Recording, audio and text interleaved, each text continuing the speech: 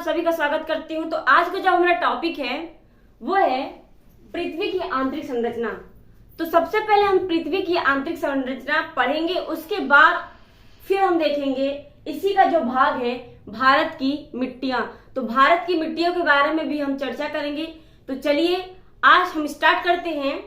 तो क्या है पृथ्वी की जो आंतरिक संरचना, सबसे पहले ये जानते हैं कि पृथ्वी की आंतरिक संरचना कैसी होती है। तो पृथ्वी की जो आंतरिक संरचना है ये हमारी पृथ्वी का ऊपरी सतह होता है। पृथ्वी का ऊपरी सतह, इस ऊपरी सतह को क्या कहते हैं? भूपर्पटी के नाम से जानते हैं, ठीक है। इस भूपर्पटी का जो भाग है, आयतन है 0.5 आयतन है। इसका कितना आयतन है? 0.5 भाग है इसका, ठीक है, ओके। 0.5 भूपर्पटी का भाग है। उसके बाद जो है, इसके बाद जो पड़ता है सतह वो कौन सा है? वो होता है मेटल में का जो विस्तार होता है वो होता है 83।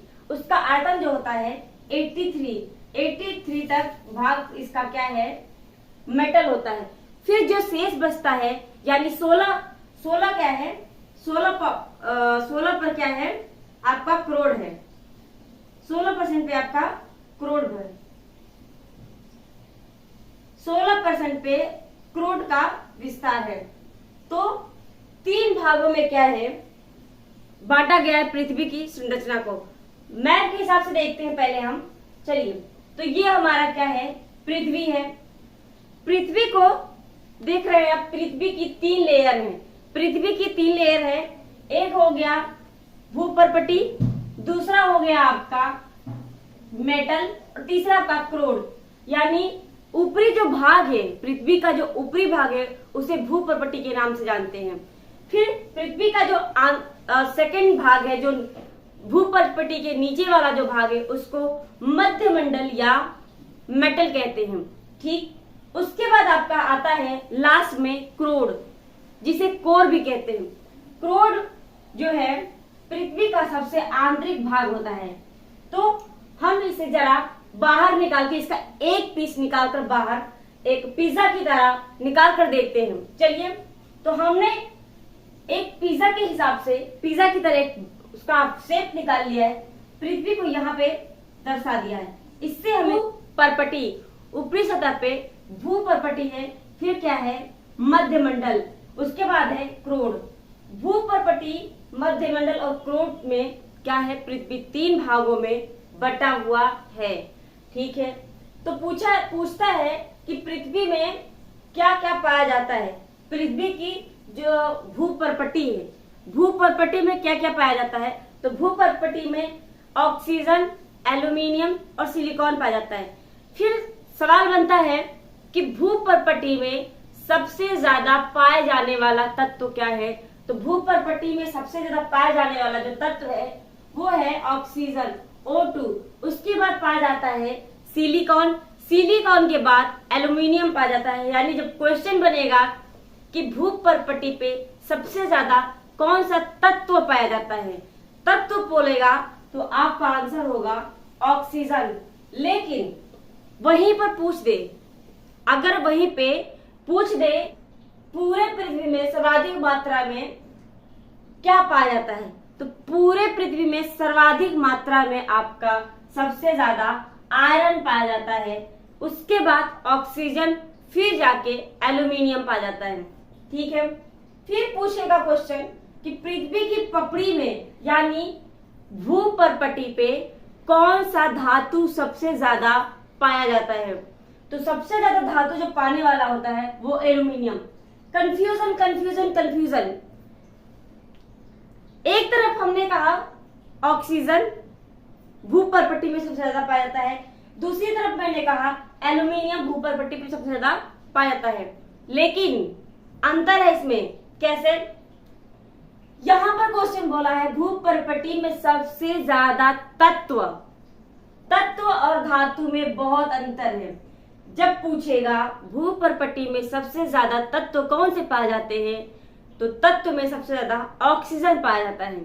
लेकिन जब पूछेगा कि भूपर्पटी में यानी पृथ्वी की पपड़ी में सबसे ज्यादा धातु कौन सा पाया जाता है, तो धातु में आपका क्या आ जाएगा, एल्यूमिनियम। आई होप कि आपको समझ में आया होगा। तो आगे चलते हैं। फिर एक भाग फिर से दोबारा ले लिए यहाँ पे पृथ्वी की, तो इसमें हम देखेंगे कि पृथ्वी तो पहले तो हमने इसको 3 भागों में डिवाइड किया था। 3 भागों में, एक तो था आपका भूपर्पटी, दूसरा था आपका मध्यमंडल, और तीसरा जो आंतरिक संरचना है वो क्रोड है, सबसे आखिरी संरचना। ठीक, तो इसी को एक दोबारा हमने यहाँ पे ले लिया इसका एक भाग। तो इस भाग में देखा कि यहाँ पर भूपर्पटी के भी 2 भाग हैं, मध्यमंडल के भी 2 भाग हैं और क्रोड के भी 2 भाग हैं। तो कैसे, तो जो भूपर्पटी को क्या किया गया है, बीच से डिवाइड किया गया है, यानी ऊपरी जो भाग है उसको क्या कहेंगे, ऊपरी क्रस्ट, निचली जो भाग है उसे निचली क्रस्ट कहेंगे। यानी भूपर्पटी का जो ऊपरी भाग है उसे ऊपरी क्रस्ट कहेंगे, भूपर्पटी का जो निचली भाग है उसे निचली क्रस्ट कहेंगे। और इस लाइन को क्या कहेंगे, जो ऊपरी क्रस्ट और निचली क्रस्ट को डिवाइड करता है उसे कोनोराड या कोनोरॉड के नाम से जाना जाता है, जो आपके ऊपरी क्रस्ट और निचली क्रस्ट को विभाजित करता है। ठीक है, उसके बाद आता है आपका जो क्रस्ट और मेटल को विभाजित करता है, जो क्रस्ट और मेटल को विभाजित करता है उसे हम क्या कहते हैं, उस लाइन को हम क्या कहते हैं, मोह कहते हैं। मोह को नाम से जानते हैं। ठीक है, उसके बाद है कि ऊपरी मेटल और निचली मेटल। ऊपरी मेटल और निचली मेटल को जो विभाजित करता है वो लाइन है आपका रेपिती। रेपिती क्या करता है, ऊपरी मेटल को और निचली मेटल को अलग करता है। यानी कि जो मेटल है वो भी आपका 2 भागों में बटा हुआ, एक ऊपरी मेटल और एक निचली मेटल। ठीक है, उसके बाद आता है कि मेटल और क्रोड को विभाजित करने वाली जो लाइन है उसे कहते हैं गुटेनबर्ग। गुटेनबर्ग किसको कहते हैं, मेटल और क्रोड को अलग करने वाली लाइन को। उसके बाद फिर आता है आपका लास्ट में क्रोड।